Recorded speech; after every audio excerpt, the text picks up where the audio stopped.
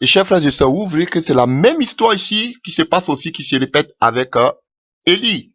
Dans le livre de 1 roi 19, alléluia, on voit que Élie convoque tous les 900 faux prophètes de Baal et d'Astarté. Alléluia.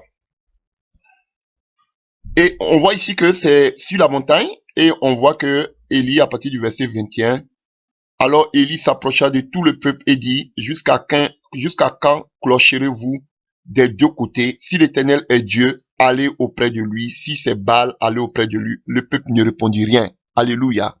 Donc, le peuple d'Israël vivait une situation vraiment compliquée. Alléluia. Achab a marié Jézabel. Alléluia. La fille d'un roi de Sidon.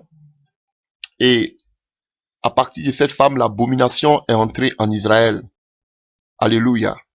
Et on voit que Élie, qui signifie l'Éternel du Dieu d'Israël, alléluia, a été amené spécialement pour combattre ces faux prophètes. Et il a convoqué tous ces faux prophètes sur le mont Carmel. Et là, la Bible dit que le peuple, Élisée a essayé d'évangéliser ce peuple qui était devenu un peuple rebelle, un peuple qui s'est retourné vers son Dieu créateur, un peuple qui avait abandonné le Dieu d'Israël. Donc, Élie essayait de les motiver, Élie essayait de les évangéliser à nouveau, de retourner leur cœur vers le Seigneur, mais il n'a pas pu. Vous voyez? Et il a essayé même de leur dire que si c'est l'Éternel qui est Dieu, alors après lui, et si c'est Baal, allez après lui. Parce que quand vous allez voir, si vous prenez toutes les définitions de Baal, vous allez voir que Baal avait les mêmes caractéristiques que le Dieu d'Israël. Alléluia. Donc, le peuple ne répondit rien. Ça vous montre déjà ce qui s'est passé, ça vous montre déjà l'image de ce qui s'est passé en ce temps. Le peuple était indécis. Alléluia. Et lui-même, il a employé le mot clocher. C'est-à-dire, aller à gauche ou à droite. Ils étaient sans décision. Ils étaient tièdes. Alléluia. Ils ne savaient pas. Ils étaient incertains. Ils ne savaient pas quelle ligne suivre. Alléluia. Donc, c'était la condition que vivait le peuple. Alléluia. Parce que lui aussi, il était prophète. Il y avait aussi d'autres prophètes aussi qui étaient les prophètes de Baal et d'Astarté. Et tous étaient des prophètes. Qui dit la vérité? Alors, on a vu ce qui s'est passé sur le mont Carmel. Et les 900 faux prophètes, 950 prophètes d'Astarté de Baal furent égorgés par Élie. Alléluia. Alors, au chapitre 19, on écoute. Achab rapporta à Jézabel tout ce qu'avait fait Élie et comment il avait tué par l'épée tous les prophètes. Jézabel envoya un messager à Élie pour lui dire que les dieux me traitent dans toutes leurs rigueurs si demain à cette heure je ne fais de ta vie ce que tu as fait de la vie de chacun d'eux. Alléluia. Élie voyant cela se leva et s'en alla pour sauver sa vie. Il arriva à Beersheba qui appartient à Juda et il laissa son serviteur. Puis lui, il alla dans le désert où, après une journée de marche, il s'assit sur un génier et demanda la mort en disant, ça n'est assez. Maintenant, Éternel, prends mon âme car je ne suis pas meilleur que mes pères. Alléluia. Ici déjà, il y a tellement d'enseignements, mais j'ai un petit enseignement que je veux partager avec vous, pour ne pas dire un grand enseignement aussi. Vous voyez, un véritable berger, un véritable leader ne montre jamais ses faiblesses au devant d'une assemblée. Au devant de ceux, un général ne montre jamais ses faiblesses devant les soldats. C'est lui qui doit galvaniser le peuple. C'est lui qui est l'héros. Alléluia. Et vous voyez ici, il sent la situation devenir dangereuse pour lui. Qu'est-ce qu'il fait? Il laisse son serviteur et il va seul dans le désert. Il va chercher la face de Dieu. Il va pleurer devant le... Vous voyez que ici, il n'a pas dit à son serviteur que je veux mourir. Il a laissé son serviteur et il allait où? Devant l'Éternel pour dire, Seigneur, je vais mourir. Je ne suis pas mieux que les autres. Alléluia. Berger. Vous voyez, on ne montre jamais son incapacité devant les fidèles. Pas les fidèles, les frères. Mais vous qui êtes appelés à la charge. Alléluia. Du troupeau. On ne monte pas parce que le troupeau compte sur vous. Et c'est la même chose pour Moïse. Lorsque le peuple d'Israël murmurait, Moïse ne se manifestait pas devant le peuple. Il partait crier devant Dieu. Et voilà, la seule fois que Moïse a commencé à s'élever contre ce peuple, ce fut sa faillite. Est-ce que vous comprenez?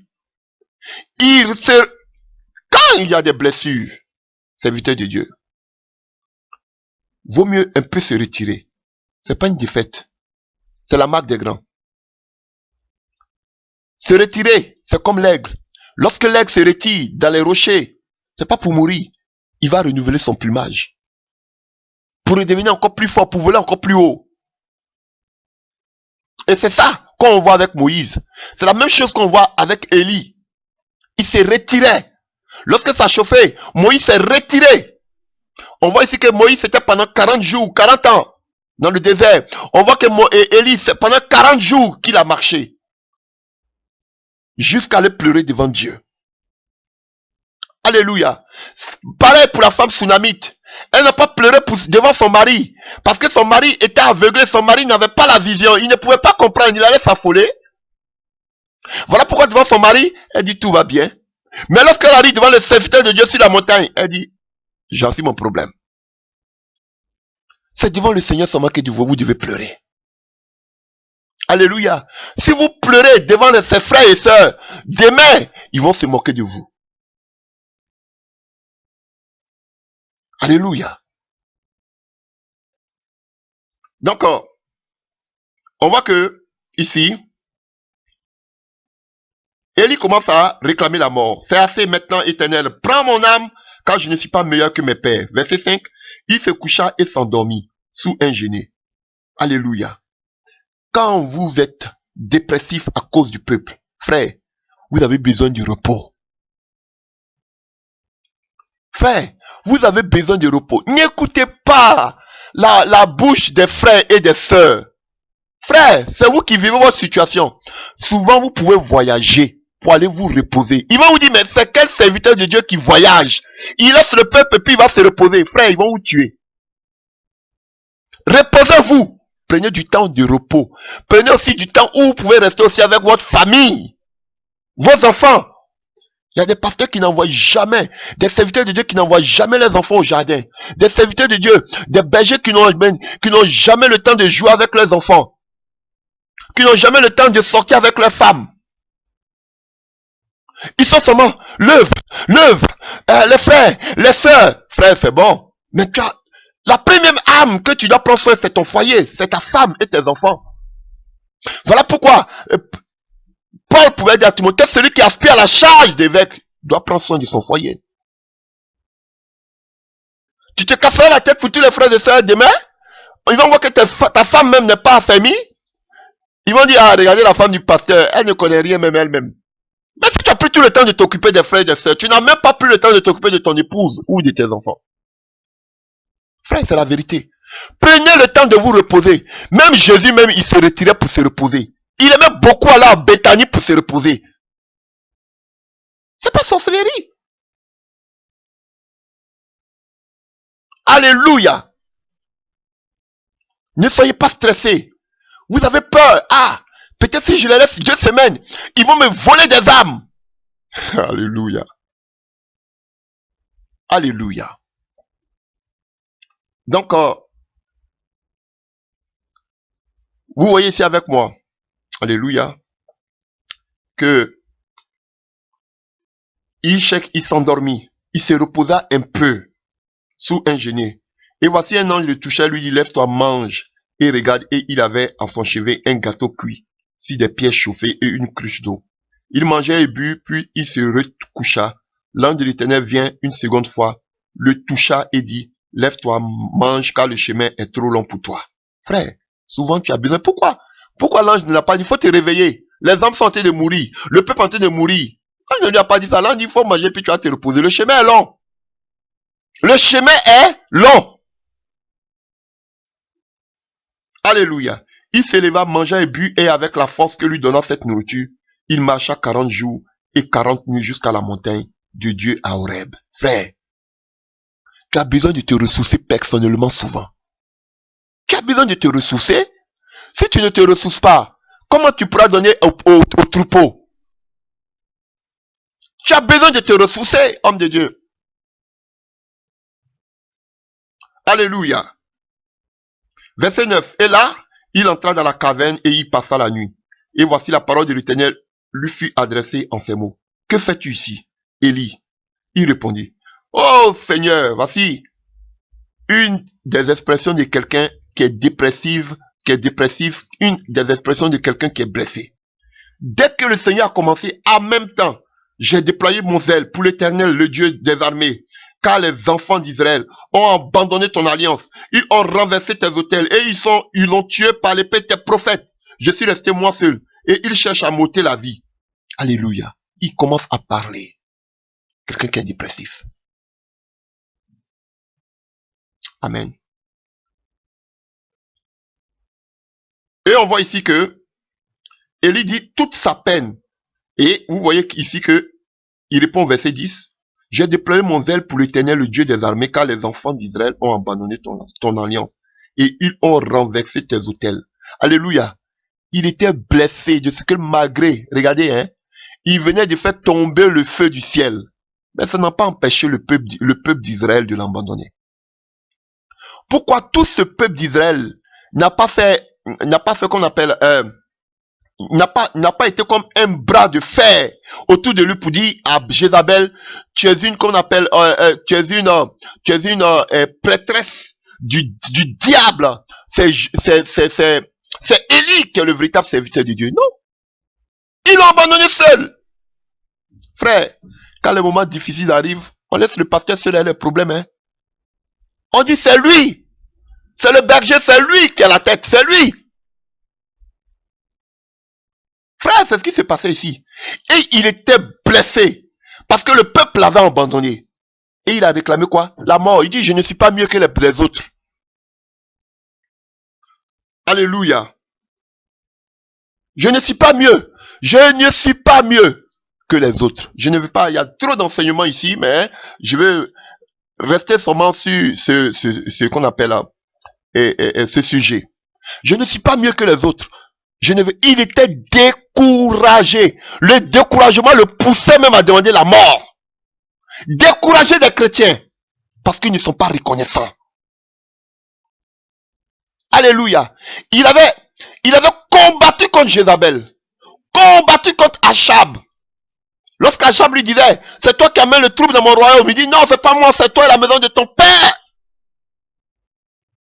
Il était audacieux. Mes frères, à un certain moment, il ne pouvait plus. Parce que pour le peuple pour lequel il combattait, le peuple ne le suivait pas. Et ça blesse. Quand tu déploies toute ta force, ton énergie, pour prier, pour chercher la face de Dieu, et qu'en retour, on cherche à te faire du mal. On cherche à t'envoûter. On cherche à détruire la vie de tes enfants. Alléluia. Ça fait mal. Tu n'as plus le courage encore de prier pour quelqu'un. Tu n'as plus le courage encore pour gêner pour quelqu'un. Regardez ces pasteurs-là. Plusieurs des pasteurs, ils n'ont plus, beaucoup même ne veulent plus prier. Même nous-mêmes qui sommes dans la réforme, demandez à nous-mêmes qui sommes dans la réforme, combien de personnes même prennent le temps de prier pour un seul sujet d'un frère. Ils n'ont plus ce temps. Alléluia. Parce que maintenant, tout le monde connaît la parole. Tout le monde sait prier. Alléluia. Donc, que chacun prie.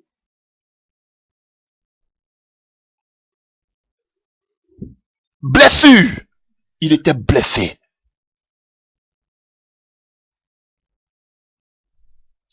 Mais, comme c'est notre vocation, c'est pas pour autant qu'on va pas faire l'œuvre de Dieu. On va toujours le faire. Mais, je vous dis, ce n'est pas un homme qui vous a appelé, c'est Dieu qui vous a appelé. Et je le dis toujours. J'ai dit toujours au Seigneur, Seigneur, tu fais pour moi, je fais pour toi. Je ne veux pas compter sur un chrétien. Parce que le chrétien, il te laisse en cours de chemin. Vous commencez bien, mais il n'arrive jamais à la fin. Ah, frère, je vous dis la vérité. Voilà pourquoi je dis, Seigneur, pour voir mes besoins, pour que je puisse faire ton œuvre. Alléluia. Ce n'est pas un homme qui vous a appelé, c'est Dieu qui vous a appelé. Comptez sur le Seigneur. Mais le Seigneur ne va pas descendre comme ça pour vous donner des moyens. Il va passer par des personnes. Ce sont ces personnes-là, des gens fidèles. Il y a des gens qui sont fidèles aussi. Alléluia. Commencez à compter sur le Seigneur. Ne commencez pas à compter sur la poche des frères et des sœurs. Commencez à mettre votre foi dans le Seigneur. Voilà pourquoi beaucoup maintenant refusent l'appel de Dieu, les véritables serviteurs de Dieu. Ce sont les aventuriers, quand on dit que ils sont appelés à servir Dieu, qui sautent. Les véritables serviteurs même, ils ne veulent plus. Ils veulent aller chercher à travailler. Parce qu'ils savent que les chrétiens ne sont pas reconnaissants. Quand Dieu même te donne le sujet de prière par révélation, il te dit, voici la vie de quelqu'un, tu dis, ah Seigneur, toi, mais il faut te révéler à elle. Parce que quand je vais aller lui dire, elle va me dire, ah, mais comment je vais faire? Il faut m'aider dans la prière, aider même dans la prière, mais qu'on ne veut même plus faire. Parce qu'on est tous blessés, alléluia. C'est notre vocation. On est obligé de le faire. On le fait aussi parce qu'on vous aime, dans le nom de Jésus-Christ de Nazareth. Alléluia. Une autre des blessures aussi. Lorsque les bergers forment des fils dans la foi, et qu'à un certain moment, ces fils dans la foi se croient maintenant devenir grands. Alléluia. Qu'ils cherchent maintenant à mettre des bâtons dans les roues. Alléluia. De celui qui les a engendrés dans le Seigneur. De celui qui leur a montré le pas. Alléluia. L'élève n'est pas plus grand que le maître. Ce sont des choses aussi qui créent des blessures. Alléluia. On essaie de se comparer à celui qui nous a enseigné. On essaie de le dépasser. Et de quelle manière on essaie de le dépasser? On ne le respecte plus. Tout ce qu'il dit, c'était les hommes de Géasi. Alléluia. Vous allez voir que Géasi parlait avec les rois. Que même son serviteur, que son mentor, Élisée, ne faisait jamais. Géasi marchait toujours avec les ennemis d'Élisée. Alléluia.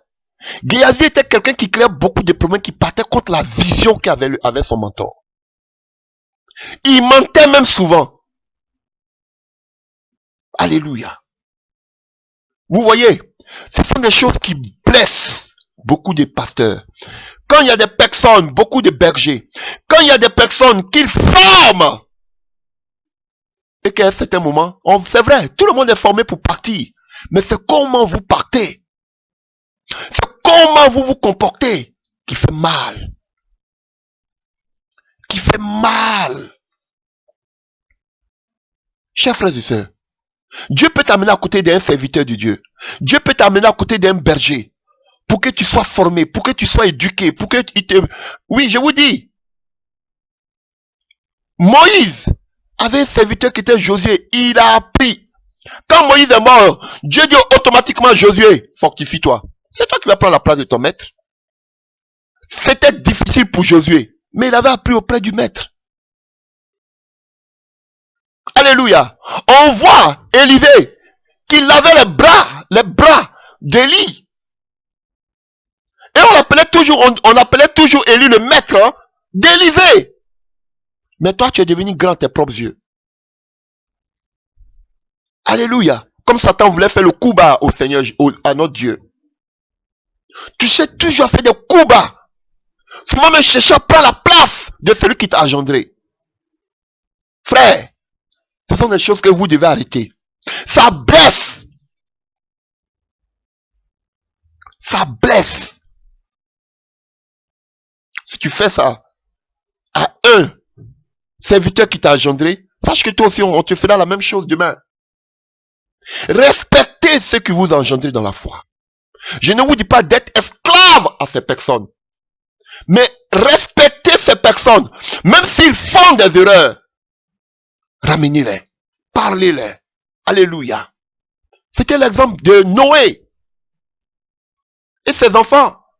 Pendant que Cam riait, Japheth, Sam et Sem ont caché la nudité de leur père. Ça ne veut pas dire que votre père se comporte mal. Il faut le laisser. Non. Mais ce que je vais dire. Je vais dire que c'est à vous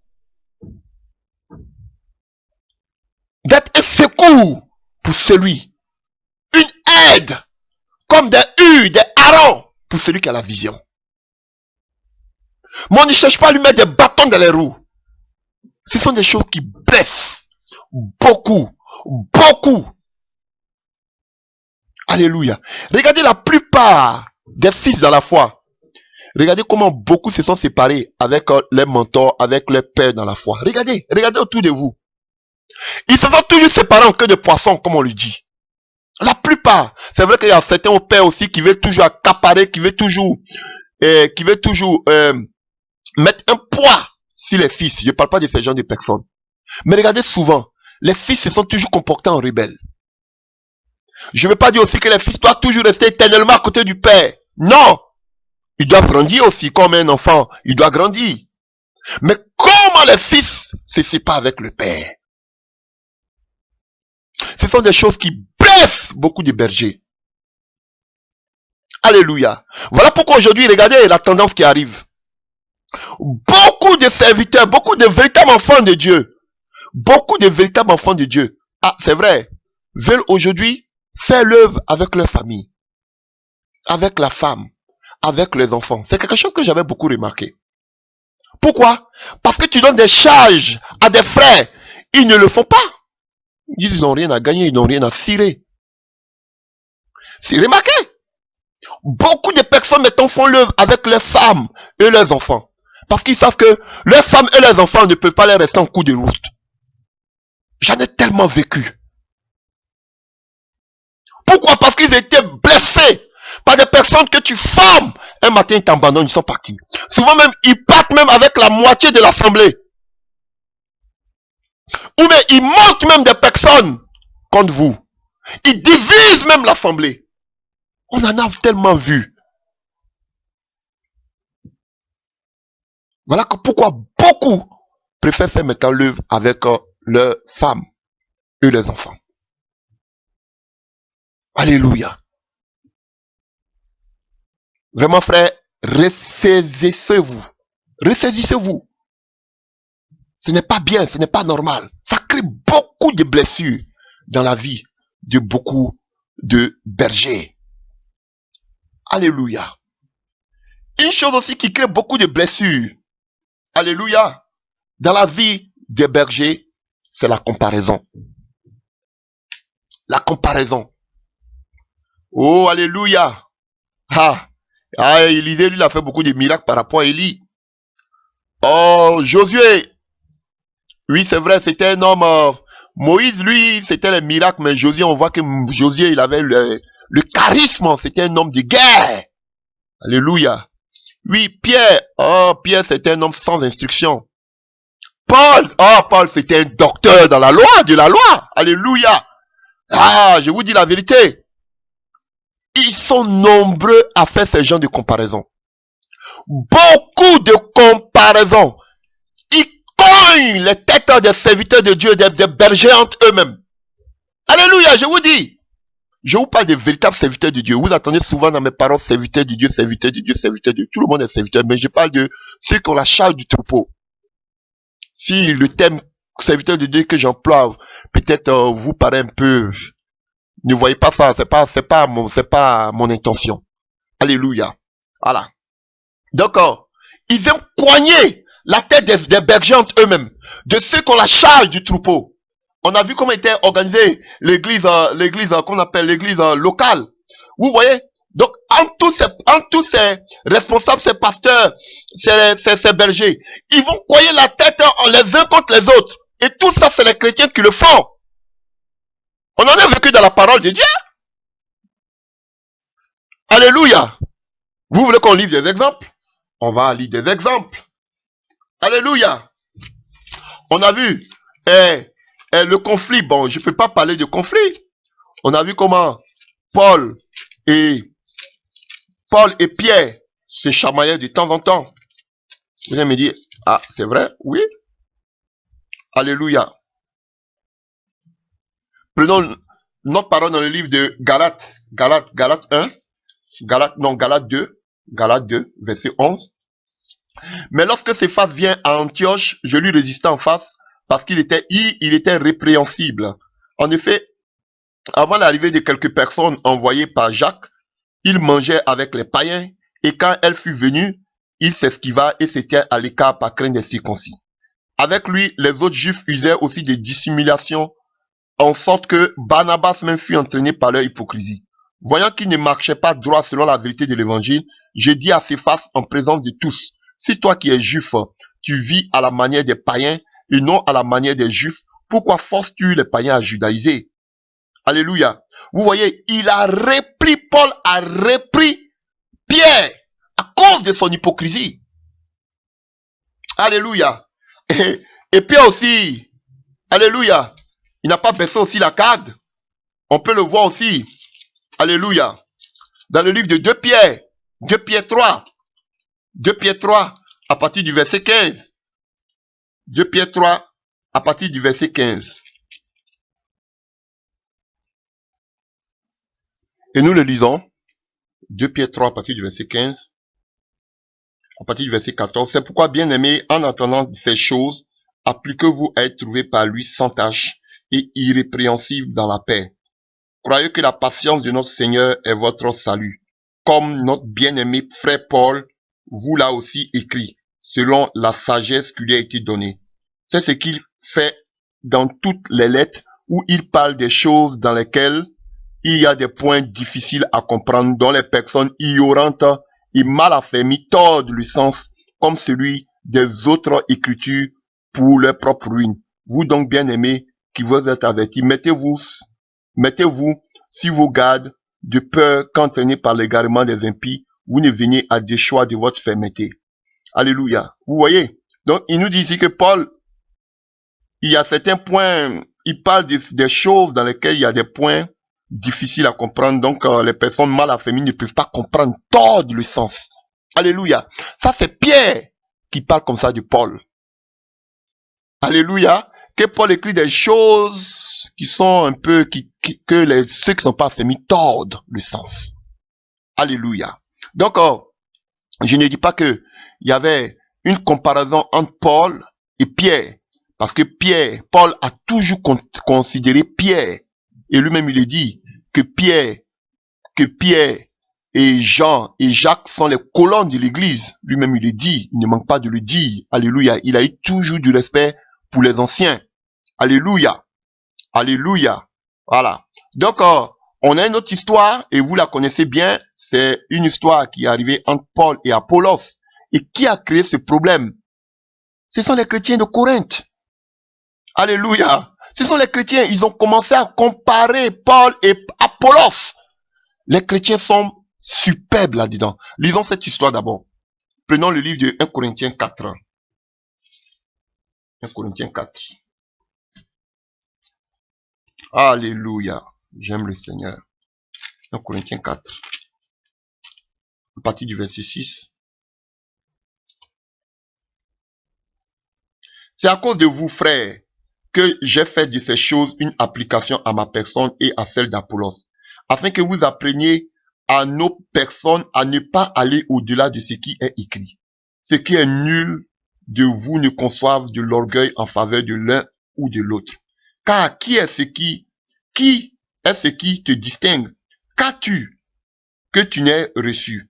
Et si tu l'as reçu, pourquoi te glorifies-tu? Comme si tu n'avais pas reçu. Alléluia. Tu vois, Paul se plaignait parce que les gens le comparaient avec Apollos. Alléluia. Et on peut revenir ici encore dans le livre de 1 Corinthiens 3, à partir du verset 4. Quand l'un dit, moi je suis de Paul, et un autre, moi je suis d'Apollos, n'êtes-vous pas des hommes? Qu'est-ce que donc qu'Apollos et qu'est-ce que Paul? Des serviteurs par le moyen desquels vous avez cru, selon que le Seigneur l'a donné à chacun. J'ai planté, Apollos a arrosé, mais Dieu a fait croître, en sorte que ce n'est pas celui qui plante qui est quelque chose, ni celui qui arrose, mais Dieu qui fait croître. Alléluia. Celui qui plante et celui qui arrose sont égaux, et chacun recevra sa propre récompense selon son propre travail. Alléluia. Quand nous sommes ouvriers avec Dieu, vous êtes le champ de Dieu, l'édifice de Dieu. Alléluia. Vous voyez, ils ont commencé à mettre la comparaison entre Paul et Apollos. Ha! Moi, je suis du côté de Paul. Paul, c'est un docteur de la parole. Oh, Paul, quand il parle, on voit la révélation. Non, pas du moins, pas Paul. Et Paul, c'est un docteur de la loi. Mais Apollos, il était éloquent. Alléluia. Il était éloquent. Nous pouvons le voir dans le livre des Actes des Apôtres. Actes des Apôtres 18, à partir du verset 24. Actes des Apôtres 18, à partir du verset 24. Un juif nommé Apollos, originaire d'Alexandrie, homme éloquent et versé dans les Écritures, vient à Éphèse. Il était instruit dans la voie du Seigneur et fervent d'esprit. Il annonça et enseignait avec exactitude. Donc vous comprenez, c'était quelqu'un qui enseignait avec exactitude. Il était éloquent. En ce qui concerne Jésus, bien qu'il ne connût que le baptême de Jean, il s'est mis à parler librement dans la synagogue. Aquilas et Priscille, l'ayant entendu, le prient avec eux et lui exposaient plus exactement la voix de Dieu. Alléluia. Donc, on nous dit qu'il annonçait avec exactitude, alléluia, ce qui concerne le Seigneur Jésus-Christ de Nazareth. Alléluia. Vous voyez, et tellement que les gens avaient mis la confusion au milieu de ces hommes, à un moment, Paul s'est écrié, « Oh, arrêtez-moi avec ça. Maintenant, le royaume des cieux ne consiste pas en parole. On veut voir la démonstration d'esprit et de puissance. » Parce que peut-être Paul n'était pas éloquent. Car mes discours ne reposaient pas sur la sagesse humaine, mais sur une démonstration d'esprit et de puissance. Paul a laissé un autre domaine, frère. Ok, laissons maintenant la parole. On a compris, on a tous la parole. On fait quoi maintenant? On veut voir les signes qui t'accompagnent.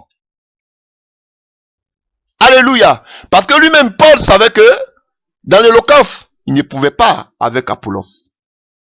Et tout cela, qui a créé cela? C'est alléluia. Ce sont les chrétiens de Corinthe. Donc, Apollos avait le verbe.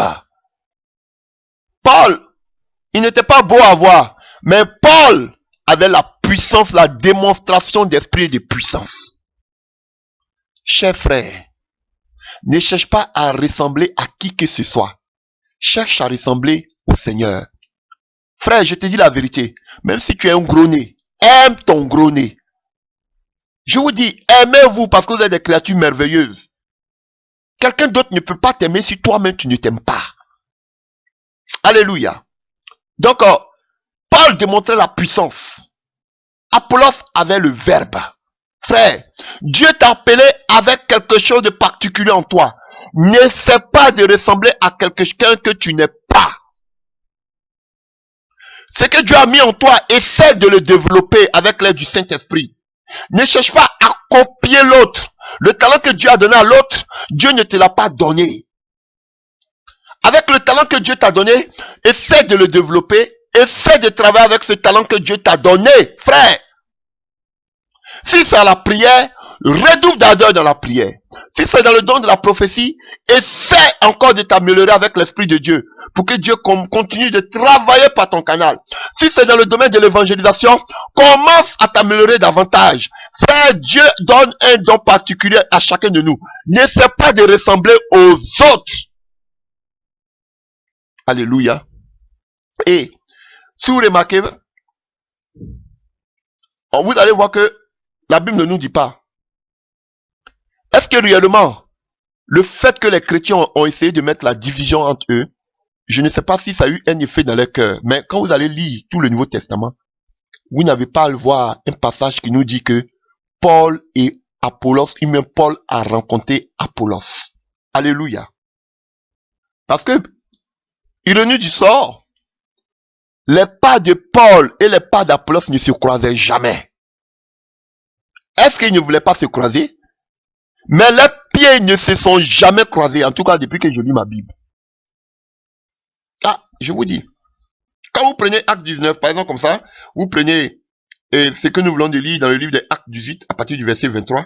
Lorsqu'il passait quelque temps à Antioche, Paul s'est mis en route et parcourut successivement la Galatie, la Phrygie, fortifiant tous les disciples. Un juif nommé Apollos, originaire d'Alexandrie, homme éloquent et vexé dans les Écritures, vient à Éphèse. Alléluia. Vous comprenez? Quand vous prenez Actes des Apôtres 19, on dit que pendant qu'Apollos était à Corinthe, Paul, après avoir parcouru les hautes provinces de l'Asie, arriva à Éphèse. Alléluia. Vous voyez, Donc, ils ne se croisaient jamais. Est-ce que chacun d'eux était blessé? Pourquoi? Parce qu'ils ont mis la comparaison entre les deux. Ça a créé des blessures entre eux. Arrêtez de comparer. Non, lui là, il prêche bien. Ah, lui là, quand il prêche, ça me plaît. Quand il prêche, ça rentre dans mon cœur. Quand il prêche, je suis touché. Ah. L'autre là, quand il prêche, je suis pas trop... Lui-même, on sent pas l'onction. Il ne vit pas ce qu'il prêche. Oh, vous choisissez même vos prédicateurs. Quand on sait que tel va prêcher, aujourd'hui là, on sera béni. Pourquoi? Parce que c'est tel frère qui va prêcher. Moi j'aime sa manière de prêcher. J'aime parce qu'il met un peu de comédie dedans. Mais l'autre là, il est trop direct. Sa manière de faire ne me plaît pas. C'est vous, les chrétiens. Toujours la comparaison. Lui là, quand il prêche là, on dort toujours. Ses prédications sont toujours mortes. C'est pas vrai? Vous les faites tous les jours. Voilà pourquoi vous voulez manger toujours la parole d'une seule personne. Lui quand il prêche là, ça nous plaît. Il parle bien des femmes. L'autre là, il est contre les femmes. Alléluia. Lui là, j'aime pas sa manière de parler parce que lui là, il en a quelque chose contre lui. Il parle toujours de l'habillement des femmes. L'autre là, il est un peu doux. Il est tolérant. Vous voyez, ce sont des choses comme ça que vous dites. Et vous comparez. À l'autre là, la puissance de Dieu l'appelle. À l'autre là, lui seulement fait la parole. Vous comparez. Ça crée des blessures dans la vie des serviteurs de Dieu, dans la vie des bergers. Alléluia. Il y a tellement de choses à dire. Nous allons continuer. Alléluia. Nous allons parler d'une autre situation. Et là, on va entrer un peu dans le côté intime de la vie des bergers. Alléluia. Il y en a beaucoup, hein. Vous pouvez aussi ajouter à la liste. Alléluia. Et nous allons parler de quelque chose de crucial. Alléluia. On va parler maintenant de la vision. Alléluia. Quand tu as épousé une femme, ou bien une femme a épousé un homme qui ne comprend pas la vision. Je répète. Tu es un berger, ou tu es un serviteur de Dieu. Tu as marié une femme qui ne comprend pas la vision de ton appel. Qui ne veut pas travailler avec toi dans l'appel que le Seigneur t'a confié. Tu te sens seul, alléluia, parce qu'elle ne comprend pas, ou bien il ne comprend pas ton appel. Ça fait mal. C'est malheureux. Frère, il n'y a rien de tel qui fait mal aux serviteurs de Dieu. Alléluia. Tout homme de Dieu voudra travailler avec sa femme dans le même champ. Toute femme servante qui est appelée à servir Dieu voudra que son mari aussi comprenne la vision de son appel. Mais lorsque cette personne ne comprend pas, ou bien fait semblant de ne pas comprendre, ou bien ne veut pas comprendre, frère, ça blesse. Alléluia. Et c'est pourquoi vous allez voir, je dis souvent, vous allez voir beaucoup de personnes qui sont là, ils ne sont pas divorcés. Mais dans le fond, ils sont divorcés. C'est seulement que pour la forme qu'ils sont là. Sinon, dans le fond, ils ne vivent plus une vie de couple. Alléluia. Tout est déjà brisé. Tout est déjà en lambeaux. Il reste seulement qu'à ramasser les débris. Mais pour la forme, ils sont là. Sinon, dans le fond, il n'y a plus rien. Alléluia. Quand tu épouses une femme, ou bien tu as marié un homme qui ne comprend pas l'appel de Dieu dans ta vie, la vision de Dieu dans ta vie. J'ai vu des couples. J'ai fait des remontrances à une sœur un jour pour cela, qui était dans une église. Le monsieur est venu se plaindre. Le monsieur se lève, il va prier dans une assemblée, et la femme va prier dans une autre assemblée.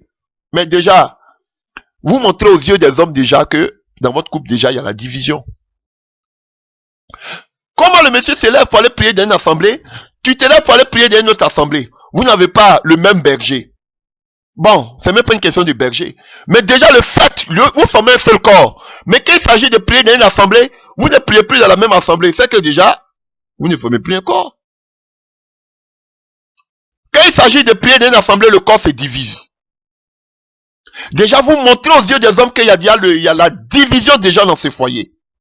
Il y a la mésentente dans ce foyer. Frère, et vous allez voir que on a beaucoup d'exemples comme ça dans la Bible. Alléluia. Il y a l'exemple de Séphora, de Rachel.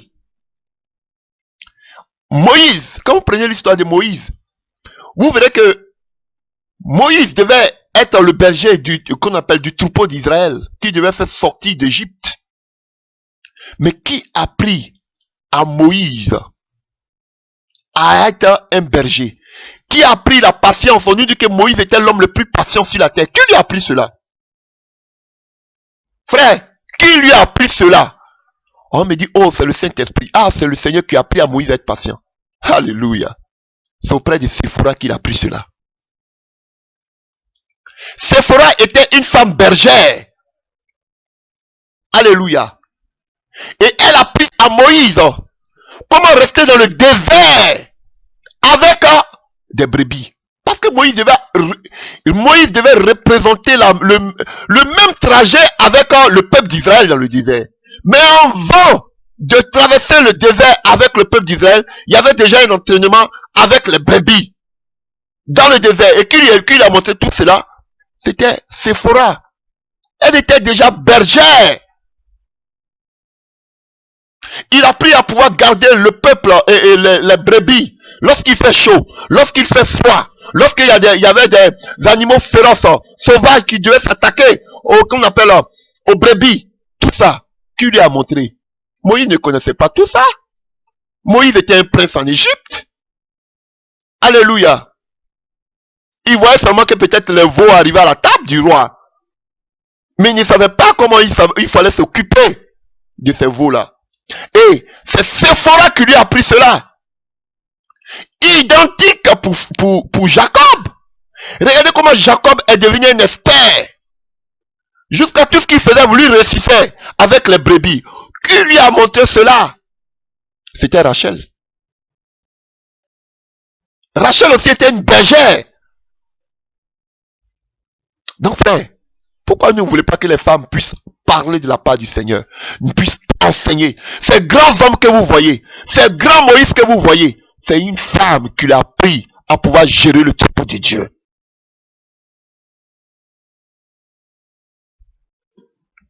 Alléluia. Et lisons un peu, chers frères et sœurs. Nous prenons dans le livre de Exode 2, verset 21.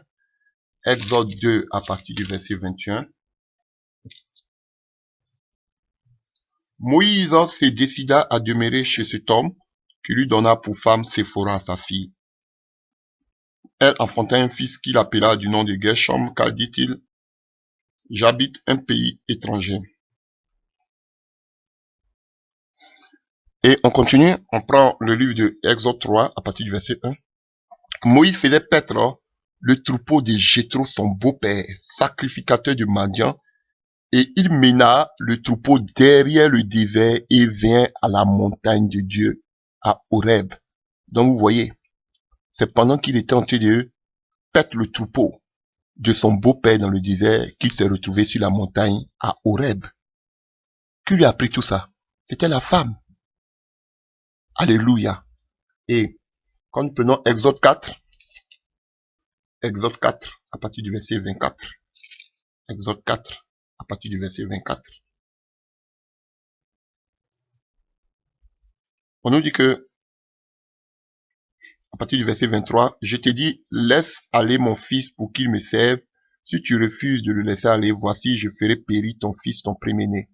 Pendant le voyage à un lieu où Moïse passa la nuit, l'Éternel l'attaqua et voulut le faire mourir. Séphora prit une pierre aiguë, coupa le prépuce de son fils et le jeta aux pieds de Moïse en disant, tu es pour moi un époux de sang. Et l'Éternel le laissa. C'est alors qu'elle dit, époux du sang à cause de la circoncision. Vous voyez, Moïse, Dieu même voulait finir avec Moïse parce que son fils était incirconcis. La question que je me pose, comment cette femme a pu le savoir? Que c'était à cause de ça que l'Éternel voulait frapper Moïse. C'est vrai que son père était sacrificateur à Madian, mais comment elle a su? Comment elle a su? Alléluia. Et elle a sauvé la vie de Moïse. Alléluia. Et quand vous prenez Exode 18, à partir du verset 12 là-bas, Exode 18, verset 12, vous allez voir comment il a commencé à donner des conseils. Le beau-père Jéthro a commencé à donner des conseils à Moïse. Alléluia. Il a commencé à donner des conseils à Moïse en ce qui concerne qu'on appelle le jugement du peuple.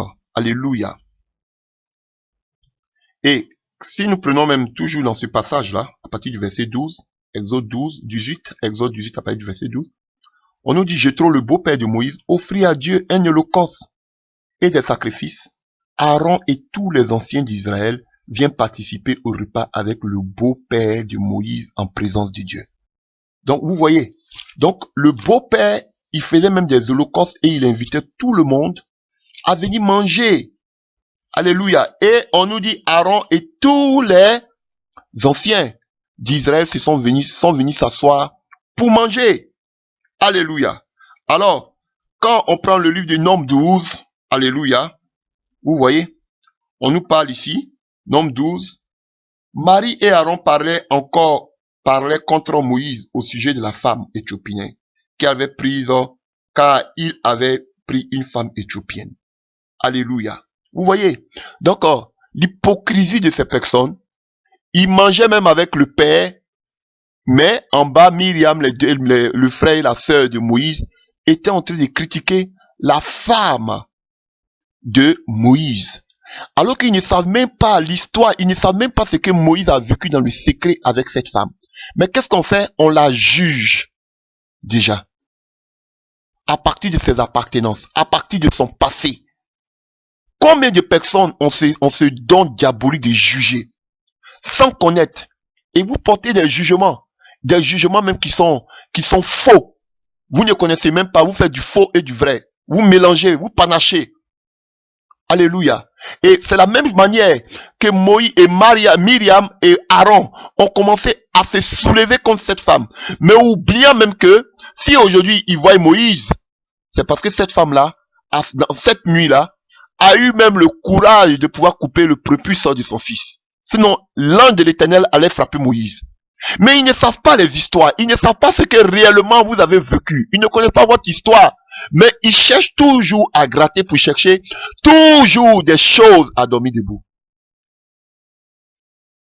Alléluia. Moïse avait une expérience. Aujourd'hui, Moïse est en train de les diriger. Mais ils ne savent même pas qui a aidé Moïse dans le désert à pouvoir être un bon berger. C'était cette femme. Mais aujourd'hui, ils sont en train de la critiquer. Aujourd'hui, ils sont en train de la juger. Et c'est comme ça, frère. Donc, ne jugez pas des personnes. Comme j'ai l'habitude de vous dire, combien de fois les femmes des frères, des bergers, des anciens, sont l'objet, frère, de raillerie, de moquerie. Et souvent même, on veut même pas que la femme même soit là pour qu'on puisse avoir accès directement à l'ancien. Mais ça ne se fait pas. C'est pourquoi vous aussi les anciens, vous aussi les pasteurs, vous aussi les bergers, vous devez aussi être vigilants dans ce genre de choses. Parce qu'elle voit toujours la femme comme étant un obstacle. Pourquoi? Parce que je vous dis la vérité, l'homme il a la vision. Mais la personne qui sait mieux son entourage, c'est la femme. Je vous dis la vérité. Il y a certaines choses qui me passent inaperçues, que ma femme me dit, me révèle en même temps. Regarde ça, ça va se passer comme ça, ça va se passer comme ça. Et ça arrive exactement comme elle me le dit. Même si ce n'est pas des révélations qu'elle reçoit.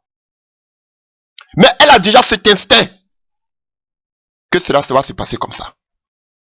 Elle peut me dire aujourd'hui, lui là, il est bien. Lui là, il n'est pas bien. C'est la femme. C'est que l'homme ne peut pas remarquer déjà ne peut pas remarquer aussitôt, à la première vue. Mais la femme a ça. Voilà pourquoi, frère, pour reconnaître ceux qui sont tes meilleurs amis, demande à ta femme. La femme scène l'environnement. Et quand tu es un homme appelé à une charge comme ça, que tu es seul, sans l'appui de ta femme, frère, ça blesse. Parce qu'il y a des choses que ta femme pouvait régler.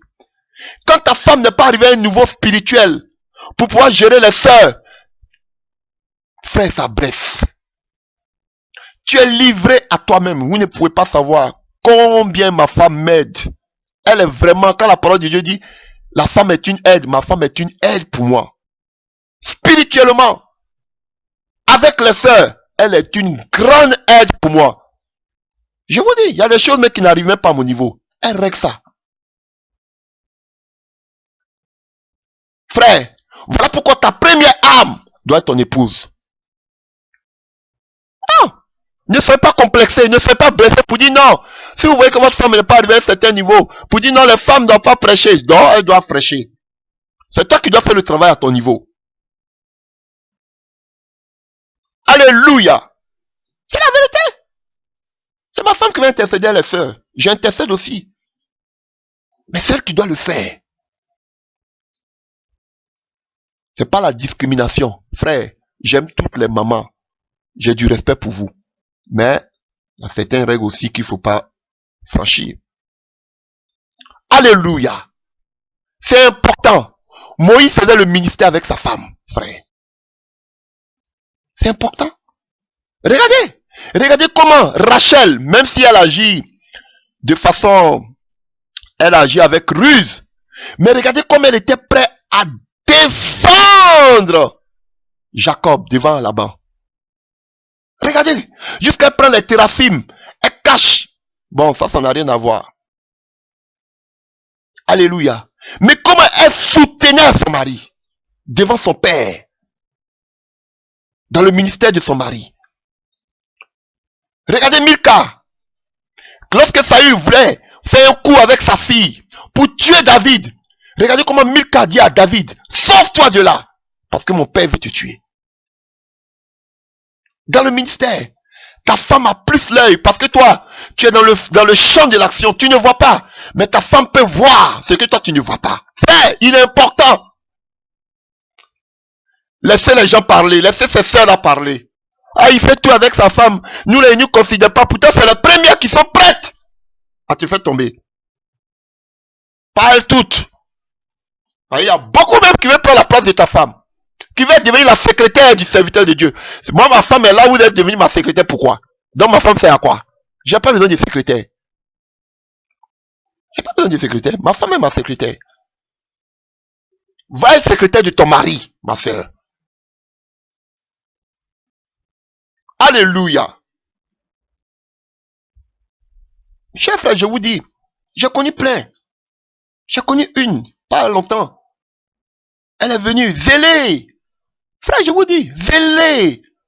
Maintenant, comme elles agissent avec la ruse, elle a toujours les caprices. Toujours les caprices. C'est elle qui pleure à longueur de journée.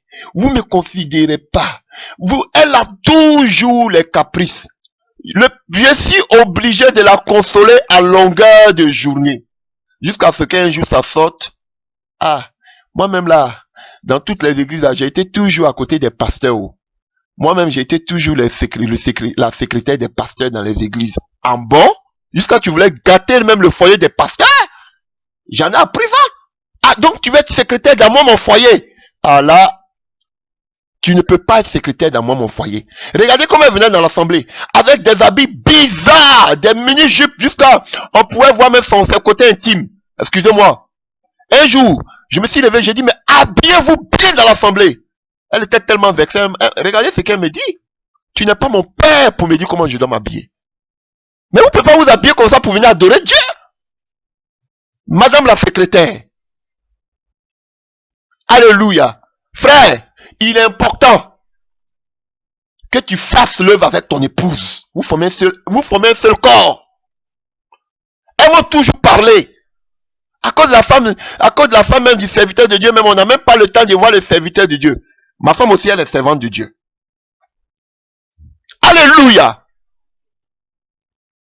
Quand tu as une femme aussi qui n'est pas à la hauteur, ça blesse. Frère, ça blesse.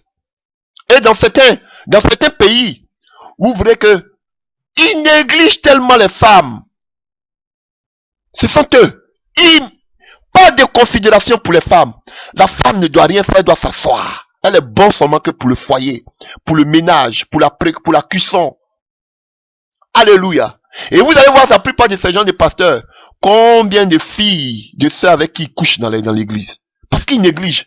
Ils se disent que peut-être la sœur n'est pas à leur niveau. Mais frère, si toi-même tu n'aides pas ton épouse, arriver au niveau où que tu veux qu'elle arrive, qui va l'aider? Tu comptes sur les sœurs de l'église? Elle-même, elle veut même que la femme même du serviteur même s'écarte. Tu comptes si? Qui tu comptes? Je le dis toujours, tout le monde peut m'abandonner dans le ministère. Ma femme ne va pas m'abandonner. Je vous dis la vérité. Mais je ne dis pas que Dieu ne m'amène pas des femmes formidables. Si. Voilà. Je respecte tout le monde. Ça ne veut pas dire aussi que ma femme doit être comme une dictatrice. Non. Ou bien dire taper la poitrine. C'est moi la femme du serviteur. Non. Loin de là. Mais, frère, avec l'expérience, j'ai vu beaucoup de choses. Ma femme n'a qu'à rester à côté de moi. Elle m'aide. C'est important. Si ta femme ne comprend pas ta vision, ou bien que tu penses qu'elle n'est pas à un niveau spirituel, ce n'est pas quelqu'un d'autre qui va l'aider, c'est toi qui vas l'aider. Si ton mari voit que si tu vois que ton mari ne comprend pas ta vision, ma soeur, que tu parles qu'il ne comprend pas, fléchis genoux pour que Dieu se révèle à lui. C'est important qu'on fasse le ministère ensemble. Et nous allons voir un exemple. Alléluia. D'une personne. Alléluia. Au lieu de soutenir son mari dans le ministère, au contraire, elle voulait le détruire. Et on va prendre l'histoire de Job. Vous connaissez toute cette histoire-là. Job 1. Alléluia. On nous dit que Job était un homme intègre dans son ministère, dans l'œuvre qu'il faisait pour le Seigneur. Il était droit. Et on nous dit, vous connaissez cette histoire. Tout ce qui est arrivé à Job. Comment Satan en partie l'accusait. Et que Dieu a commencé à faire les holos de Job. Et on voit ce que Satan dit à Dieu. À partir du verset 9. À partir du verset 8, on peut lire. L'Éternel dit à Satan, as-tu remarqué mon serviteur Job? Il n'y a personne comme lui sur la terre. C'est un homme intègre et droit, craignant Dieu et se détournant du mal. Et Satan répondit à l'Éternel, est-ce d'une manière désintéressée que Job craint Dieu? Ne l'as-tu pas protégé, lui, sa maison et tout ce qui est à lui? Tu as béni l'œuvre de ses mains, et ses troupeaux couvrent le pays. Mais étends ta main, couvre, touche à tout ce qui lui appartient, et je suis sûr qu'il te maudira en face. L'Éternel dit à Satan, voici, tout ce qui lui appartient, je te le donne, je te le livre. Seulement, ne porte pas la main sur lui. Alléluia. C'est le verset 11 qui me préoccupe. Mais étends ta main, touche à tout ce qui lui appartient, et je suis sûr qu'il te maudira en face. Le plan de Satan, c'était que Job maudisse Dieu en face. Alléluia. C'était le plan du diable. Alléluia. Qui puisse maudire. Alors, vous voyez, on voit ici les 4 manières, de la manière que Satan touche les chrétiens dans leur vie. Alléluia. Il a touché à tous les biens. À tous les biens de Job. Voici une première épreuve que l'ennemi peut amener dans la vie des chrétiens. Attaquer tout ce qui t'appartient. Tes projets, ton travail, tes bénédictions. Il attaque tout. Alléluia. Voici une première des attaques que l'ennemi fait dans la vie d'un chrétien. La deuxième des choses que l'ennemi fait, alléluia, c'est de toucher à la vie de tes enfants. On voit qu'il a tout détruit. Il a même tué les enfants qu'on appelle de Job. Alléluia. La deuxième attaque que l'ennemi fait dans ta vie, il attaque tes biens. Après cela, il attaque aussi ta progéniture, tes enfants. Je vous dis la vérité. Regardez ceux qui ne sont pas chrétiens. Regardez même les musulmans. Regardez comment ils sont féconds. Une femme musulmane peut te faire carrément 10 enfants, sans problème. Vous voyez une fois poser la question, mais pourquoi elles accouchent si facilement alors que les chrétiens ont tant de problèmes? c'est parce que, frère, sœur, votre progéniture est sacrée. Votre progéniture est une bénédiction. Et l'ennemi attaque la bénédiction. Alléluia. C'est vous, Dieu vous dit la vérité. Il attaque la progéniture des chrétiens. Parce qu'il sait qu'encore, voici une armée qui se lève pour l'avenir. Et faut qu'il attaque cela. Alléluia. Mais les autres qui ne sont pas chrétiens, ils n'ont pas de problème. Ils accouchent sans problème. Mais pour vous les chrétiens, vous avez toujours des problèmes. Alléluia. Parce que l'ennemi sait ce qui va venir de vous. Alléluia. Donc, la deuxième des choses, c'est attaquer votre progéniture, attaquer la vie de vos enfants. Voilà pourquoi aussi il faut beaucoup prier pour vos enfants, frères et sœurs. Et la troisième des choses, par lequel il peut passer pour vous avoir, c'est la maladie. Le corps. Et vous voyez ici, on voit qu'il allait frapper Job de la maladie. Alléluia. Donc, la trois choses, on voit qu'il tape vos finances, il tape tous vos projets, il met des blocages dans vos vies. La deuxième des choses, il attaque vos enfants, vos progénitures. La troisième des choses, il s'attaque à vous par la maladie. Alléluia. Des attaques. Alléluia. Et la quatrième des choses, il utilise celle-même qui est à côté de vous. Alléluia. Pour être une pierre d'achoppement pour vous. Alléluia. Donc, frère, c'est difficile. Déjà, on est marié même en Christ avec nos sœurs, ou même des sœurs avec des frères dans le Seigneur. On a beaucoup de difficultés dues aux attaques de l'ennemi. Imaginez maintenant quelqu'un qui marie quelqu'un qui n'est pas chrétien, ou même quelqu'un qui n'est pas chrétien. Imaginez les portes d'ouverture. Frère, on doit se marier en Christ. On doit se marier en Christ. Je vous dis la vérité. Vous êtes trop tolérants. Même les musulmans, ils ne se marient pas avec des gens qui ne sont pas chrétiens. Pourquoi c'est vous les chrétiens qui devez vous marier avec des gens qui ne sont pas chrétiens? Pourquoi? Trop de laisser aller. Et demain quand ça ne va pas, c'est vous encore qui courez encore vers les serviteurs de Dieu. Si chacun de vous commence à prendre sa vie chrétienne au sérieux, commence à pécher moins, les pasteurs auront moins de problèmes. Alléluia. Vous ne respectez pas la parole de Dieu. Et lorsque les problèmes arrivent maintenant, vous courez derrière les serviteurs de Dieu. Alléluia. Et vous voyez, comme je vous ai dit tout à l'heure, au verset 8, le but de Satan, c'était de moquer Job maudisse Dieu en face. Par qu'on appelle les attaques de ses bénédictions, il n'a pas réussi. Par qu'on appelle l'attaque de ses enfants, il n'a pas réussi. Job est resté toujours intègre. Qu'on appelle par la maladie qu'il a infligée à Job. Job est resté intègre. Job n'a pas maudit Dieu en face. Regardez ce qui se passe. Voyons. Au verset 9 de Job 2. À partir du verset 6. L'Éternel dit à Satan, voici je te livre seulement, épargne sa vie. Et Satan se retirait et devant la face de l'Éternel. Puis il frappa Job d'un ulcère malin, depuis la plante du pied jusqu'au sommet de la tête. Et Satan voit que Job encore résiste. Il voit que Job est encore intègre. Il dit, bon, j'ai tout essayé. Maintenant, je vais faire quelque chose. Je vais prendre la femme qui est à côté de lui. Sa chair. Il faut un seul corps. Je vais l'utiliser. Regardez. Et regardez ce qu'il dit au verset 9. Sa femme lui dit, tu demeures encore ferme dans ton intégrité. Alléluia. Ah, ma sœur, ma chère sœur. Quand on se marie, c'est pour le meilleur et pour le pire.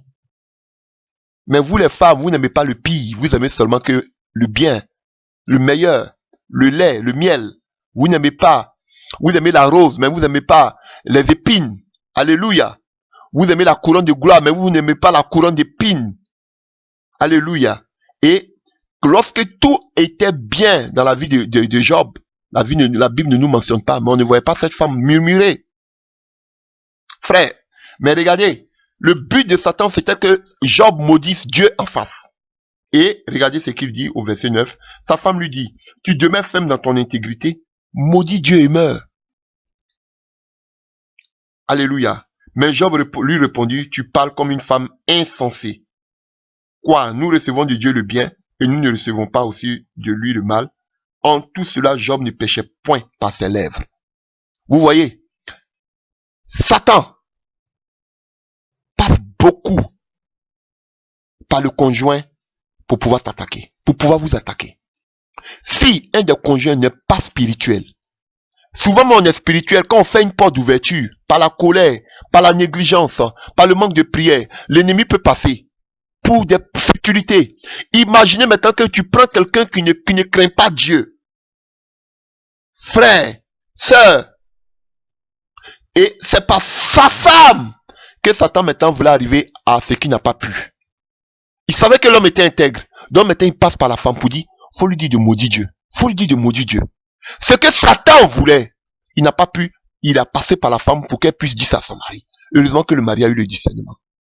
Donc frère, si tu n'as pas une femme qui comprend ta vision, si tu n'as pas une femme qui est spirituelle, frère, pour te soutenir, voilà pourquoi beaucoup sont tellement blessés parce que les femmes ne travaillent pas avec eux, qu'ils sont contre le ministère des femmes.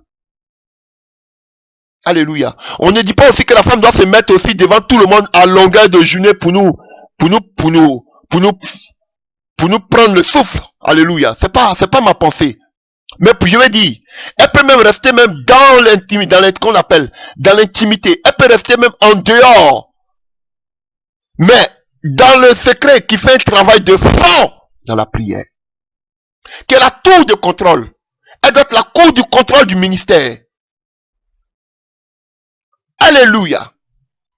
Je vous dis la vérité. Il est important. C'est une blessure. Quand un homme voit que sa femme ne s'intéresse pas à sa vision.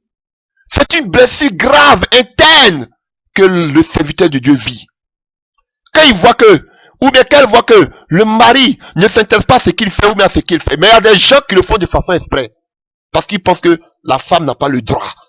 Donc toi, tu es bonne à rien. Assieds-toi. Et ils choisissent même des secrétaires dans l'église. Et ils délaissent les femmes. Mais tôt ou tard, tu vas coucher avec ta secrétaire. Si toi-même tu n'amènes pas ta femme au rang de secrétaire, qui va l'amener au rang de secrétaire? Alléluia! Je n'ai pas besoin de secrétaire. J'ai déjà une femme qui est ma secrétaire. Elle fait tout. Tout. Je n'en ai pas besoin. Alléluia! Mais, en ce qui concerne les offrandes, tout ça, ma femme ne s'occupe pas de ça. Là, je vous dis en même temps. Voilà. Donc, frère, c'est une blessure grave quand une femme ne comprend pas le ministère de son mari. Alléluia. Ou bien, quand un homme ne comprend pas le ministère, l'appel de sa femme. Ou bien ne le soutient pas dans le ministère. C'est difficile. Tu te lèves le matin. Le matin, tu as besoin. Il y a des sœurs qui sont dans l'église, qui ont besoin d'enseignement, qui ont besoin de soutien, de prière. C'est vous les sœurs qui font que vos maris aussi tombent souvent. Parce qu'il a besoin de soutien. Mais vous n'avez pas le temps. Ah, faut aller faire. Maintenant, il va aller prier lui. Maintenant, c'est dans la prière là qu'il va prier. S'il tombe là-bas, ah, tu es un homme de Dieu. Tu allais tomber dans l'impudicité, dans l'adultère. Mais où tu étais quand il avait besoin de toi, de ton aide pour le soutenir? Parce qu'il y a les sœurs aussi. Il y a des gens qui sont dans l'église aussi qui ont besoin de soutien. Voilà pourquoi, frère, essaie d'aider ta femme pour qu'elle puisse t'aider aussi dans le ministère. Alléluia. C'est une blessure, une forte blessure. Et j'ai vu beaucoup de serviteurs de Dieu qui ont eu beaucoup de problèmes dans ce domaine. J'ai croisé même des femmes qui ont dit, tant qu'il ne me considérera pas, son ministère ne demeurera pas. J'ai raconté ça. Il considère les autres femmes de l'église. Il considère les autres femmes du ministère. Il considère les autres femmes dans l'assemblée. Mais moi, sa femme, il ne me considère pas. Il cause plus avec les femmes. Il est plus attentif avec ses femmes. Mais moi, il n'est pas attentif avec moi. Il se donne plus pour les sœurs de dehors, dans l'église. Mais moi, non. Frère, j'ai entendu plein. J'ai entendu. Le pasteur, dès qu'il a fini, c'est lui-même qui accompagne. Et sa femme est là, elle attend. Frère, il y a des choses dans lesquelles moi, je ne rentre plus. Traitez-moi de tout. Il y a des choses dans lesquelles je ne rentre plus. Donc, il y a beaucoup de causes, il y a beaucoup de choses qui peuvent créer les blessures chez les serviteurs de Dieu. Alléluia. L'hypocrisie entre eux-mêmes, entre les bergers, entre les anciens. Ils sont tous hypocrites entre eux. Vous les verrez, vous pouvez les mettre tous dans un même lieu pendant plus d'1 mois. Mais personne ne dira son secret. Personne ne dira son expérience personnelle avec le Seigneur. Ils sont tous des hypocrites entre eux. Vous pouvez les voir ensemble, en train de se mettre les mains dans la main, en train de, qu'on appelle de causer ensemble. Mais l'expérience personnelle par rapport à l'œuvre, personne, vous ne les verrez pas en train de parler de cela. Ils sont tous hypocrites entre eux. Personne ne veut que l'autre le dépasse. Personne ne veut que l'autre sache son secret. Ils vont te dire, ah, c'est la grâce de Dieu, il faut chercher la face de Dieu. C'est seulement la prière. Tu vas leur dire, mais parle-moi un peu de ce domaine. Ils vont jamais vous parler. Ils vont te dire, prie seulement, prie, cherche la face de Dieu. Prie, il faut chercher. C'est tout ce qu'ils vont vous dire. Ce sont des gens qui sont hypocrites entre eux. Ça fait mal, ça blesse certains. Ça blesse. Alléluia. Et vous allez parler de tout et de rien entre vous. Mais lorsqu'il s'appuie juste des choses spirituelles, non. Ils vont dire, ah, on est dedans. C'est comme ça, c'est le Seigneur seul qui nous fortifie. Alléluia. Mais comment tu fais pour arriver? Comment tu fais? Ils vont dire, ah, c'est la grâce de Dieu. Alléluia. Amen. Et une autre des causes aussi, alléluia, c'est la peur de rester seul.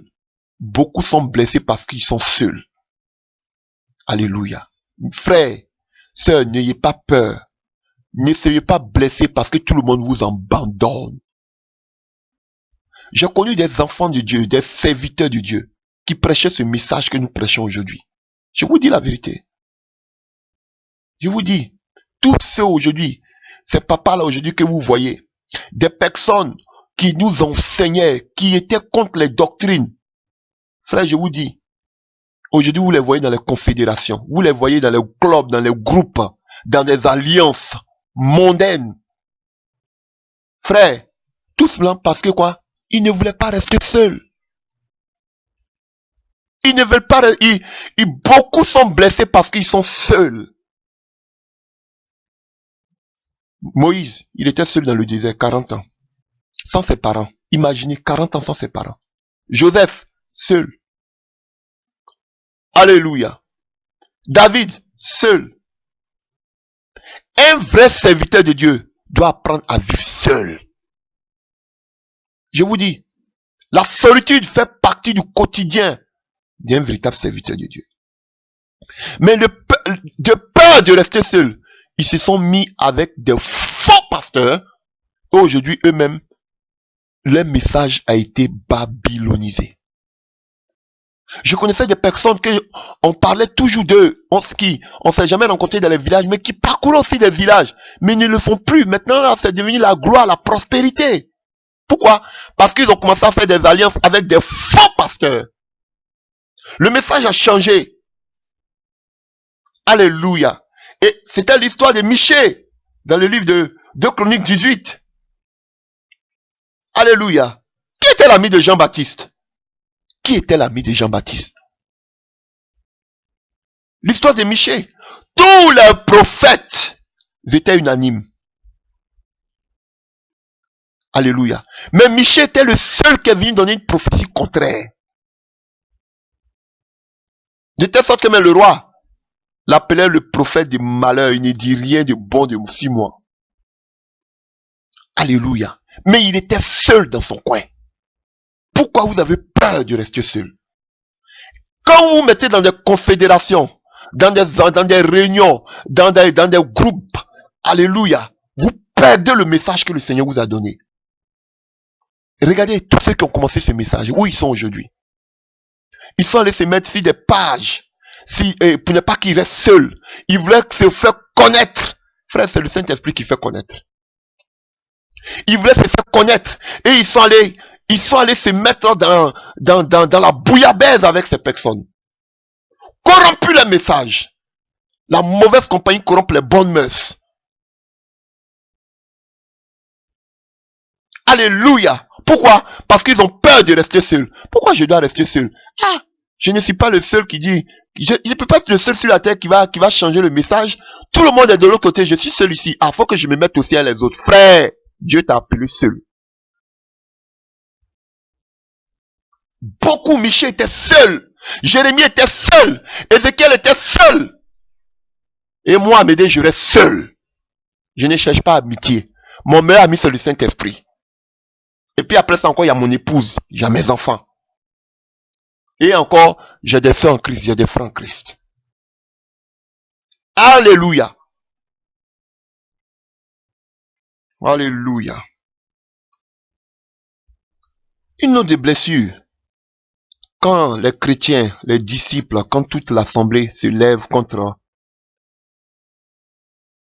les bergers, se lève contre celui à qui Dieu a donné la vision. Frère, ce sont des choses aussi qui blessent beaucoup. On a une histoire comme ça dans le livre de Nombres. Nombre 16, on nous parle ici de la révolte de Corée, de Dathan et d'Abiram. Mais c'est ce qu'ils ont dit qui m'a vraiment beaucoup choqué. Corée, fils de Yitzéa, fils de Kéa, fils de Lévi se révolte. Il était un fils aussi de Lévi. Corée. Donc, ça veut dire qu'il était aussi de la même tribu que, quoi? Que Moïse, Aaron et Myriam.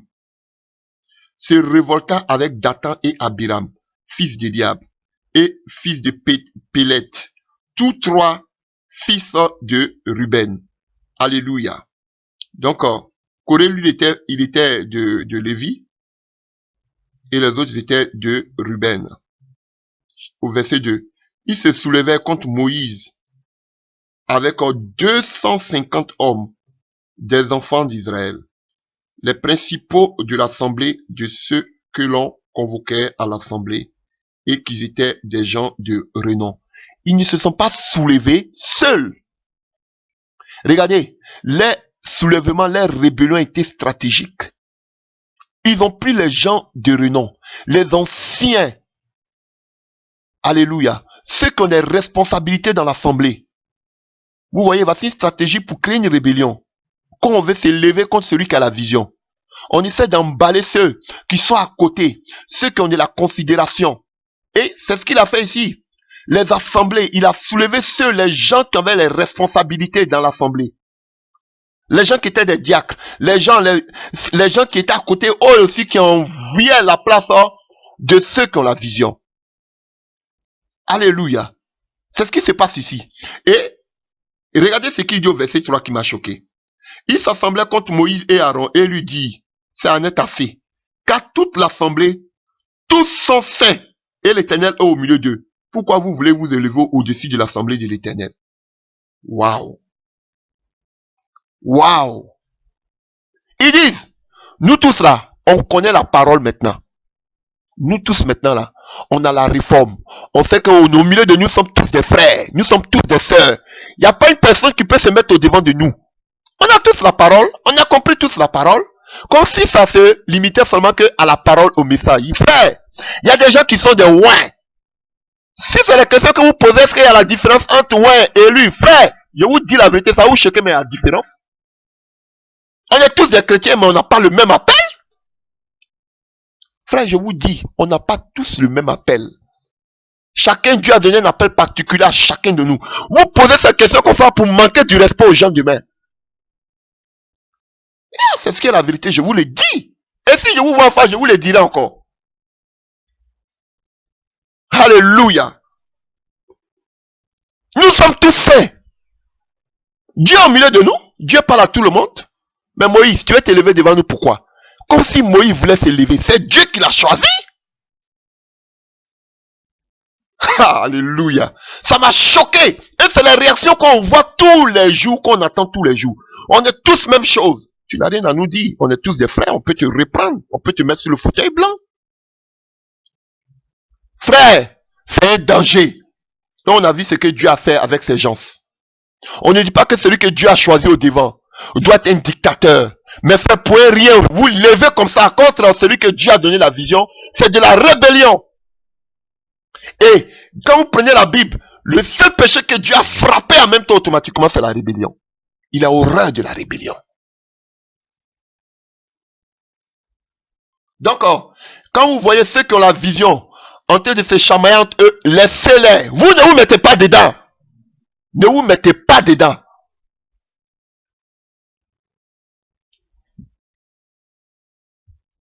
Alléluia.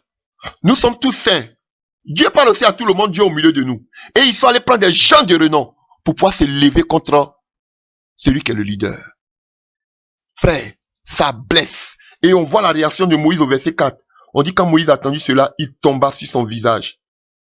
il parla à Corée à toute l'assemblée en disant, demain l'Éternel fera connaître qui est à lui et qui est saint. Et il fera approcher de lui, et il fera approcher de lui celui qu'il choisira. Frère, voici sa réponse de Moïse. Vous dites que vous êtes tous saints, vous craignez Dieu, vous êtes tous appelés. On va voir, vous et moi, qui Dieu a réellement appelé. On se présente tous devant le Seigneur demain. Frère, c'est ça. Même dans le Nouveau Testament, dans la grâce, c'est pareil. Ne dis pas que c'est l'Ancien Testament. Essayez. Si vous n'avez pas de motif sincère, ne vous élevez pas. Ne vous élevez pas contre celui qui a la vision. Si vous voyez qu'il se comporte mal, parlez-lui. Mais pour rien, vous élevez. Non. Faites des groupuscules pour vous élever contre celui qui a la vision. Ne le faites pas. Ne le faites pas.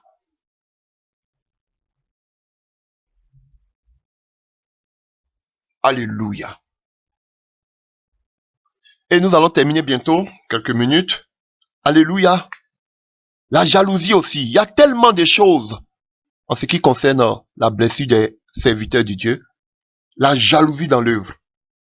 La jalousie. Alléluia. Quand tu vois que le ministère ou bien l'œuvre de l'autre avance et que toi ton œuvre n'avance pas, frère, ça crée la jalousie dans les cœurs. La haine dans le cœur. La destruction dans le cœur. Alléluia. Compte tenu aussi du nombre. Alléluia. Vous voyez, et on a un exemple. Quand tu vois le nombre qui suit un frère ou bien le ministère est florissant. Alléluia. Que toi, il y a peu de personnes avec toi. Ça peut créer des blessures. Pour ne même pas dire que ça crée des blessures, frère. Et on le voit, c'était l'histoire de Saül. Saül, qui haïssait David dans le livre de 1 Samuel 18 à partir du verset 7. 1 Samuel 18 à partir du verset 7.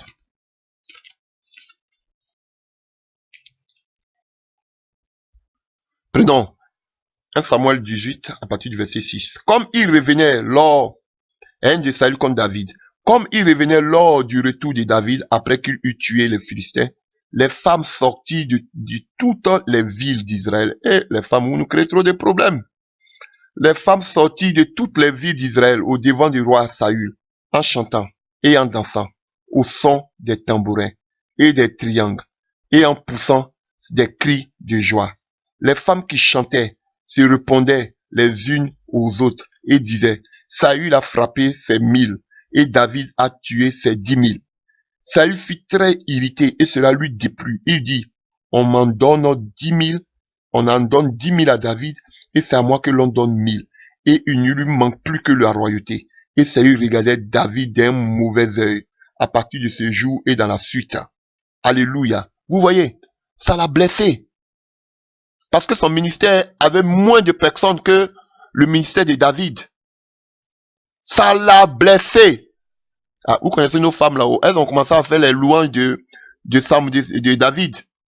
Vous voyez. Donc, et c'est à partir de là que Saül a eu la haine contre David. Donc, et il y a beaucoup de personnes qui sont blessées comme ça. Voilà pourquoi beaucoup vont toucher les œuvres occultes. Tout simplement pour aussi faire des miracles. Pour que aujourd'hui les gens soient touchés par cela. Pour que aujourd'hui les gens les suivent. Pour que leur bâtiment soit plein. Alléluia. Parce que, voici ça. Voilà pourquoi vous voyez aujourd'hui les zigouras qui sont en train de construire, bâtir, et des zigouras qui sont en train d'acheter. Alléluia. Voilà. Parce qu'il faut aussi que les bâtiments soient pleins. Donc, ça crée de la jalousie. La jalousie dans l'œuvre. Alléluia. Ah, pourquoi lui, il a beaucoup de personnes comme ça? Oui, automatiquement, on voit que peut-être qu'il a des œuvres occultes. Alléluia. Compte tenu du succès. Alléluia. Quand tu as du succès, on a vu Jean-Baptiste. Il a vu le succès de Jésus-Christ. Il était blessé. Alléluia. On dit, quand on prend Samuel 18 à partir du verset 15. Samuel 18 à partir du verset 15. Alléluia. Saül voyait qu'il ressuscitait toujours avec peur de lui. Mais tout Israël et Juda aimaient David parce qu'il sortait et rentrait à leur tête. Donc, il avait peur de David. Il craignait David parce que David avait de la réussite, du succès dans tout ce qu'il faisait. Et frère, ce sont des choses qu'on voit toujours dans le ministère, dans l'œuvre de Dieu. Beaucoup de personnes sont blessées à cause du succès des autres personnes. Frère, ton heure aussi viendra. Ton heure viendra. Ton heure viendra. Tu dois pas envier. Tu dois pas envier. Tu dois pas chercher à détruire.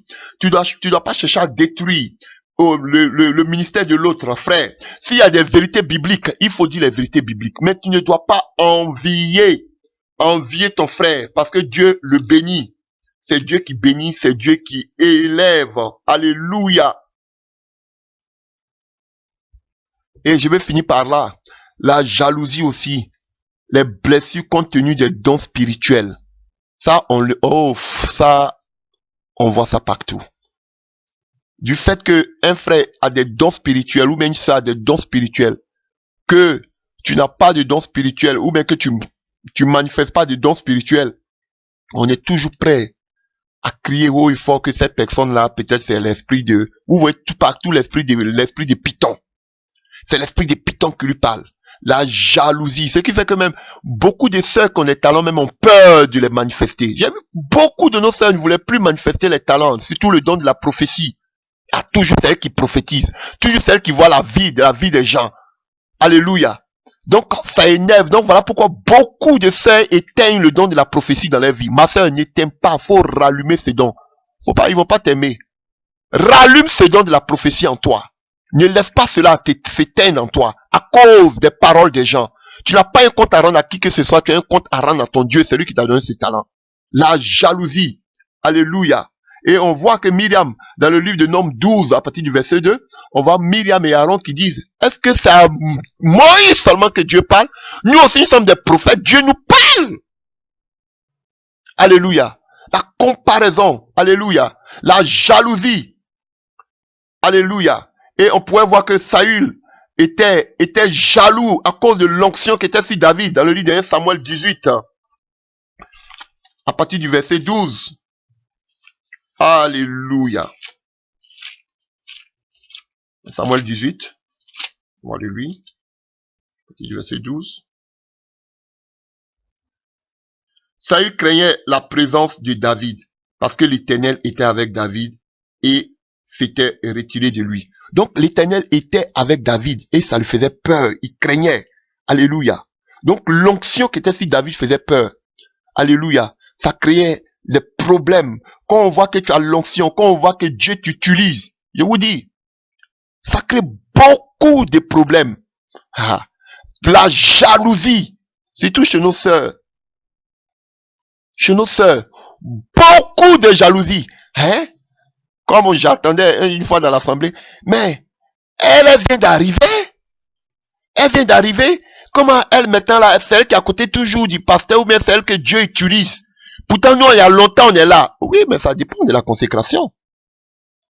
Tu as fait 30 ans dans l'église, dans l'œuvre, dans l'assemblée.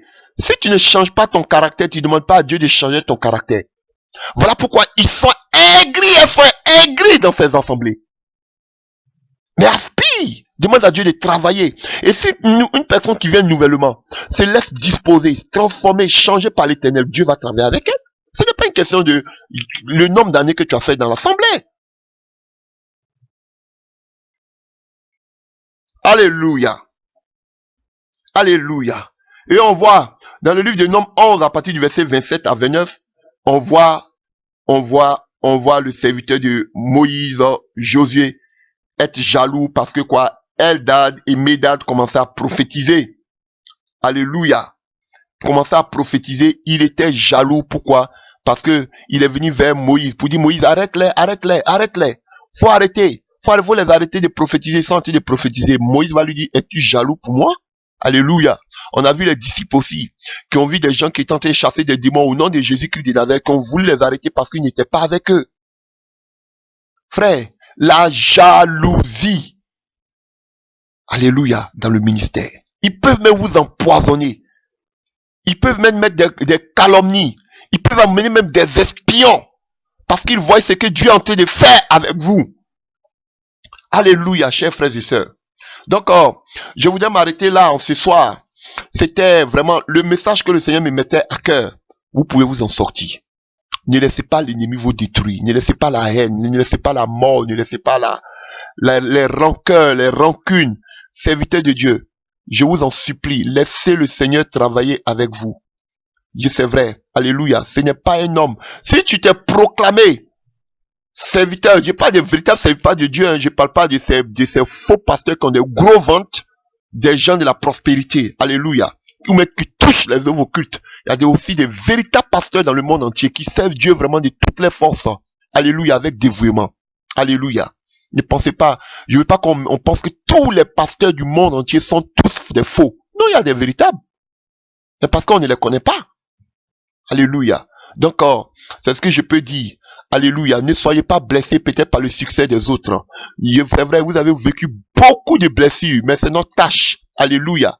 C'est notre tâche. C'est de soutenir, c'est de guérir, c'est de protéger les frères et sœurs. Donc, que le Seigneur vous fortifie, qu'il vous aide dans ce ministère, dans l'œuvre que vous êtes en train d'accomplir. Alléluia. J'espère que ce message vous a fait beaucoup de bien. Que Dieu vous bénisse au nom de notre Sauveur Jésus-Christ de Nazareth. Amen.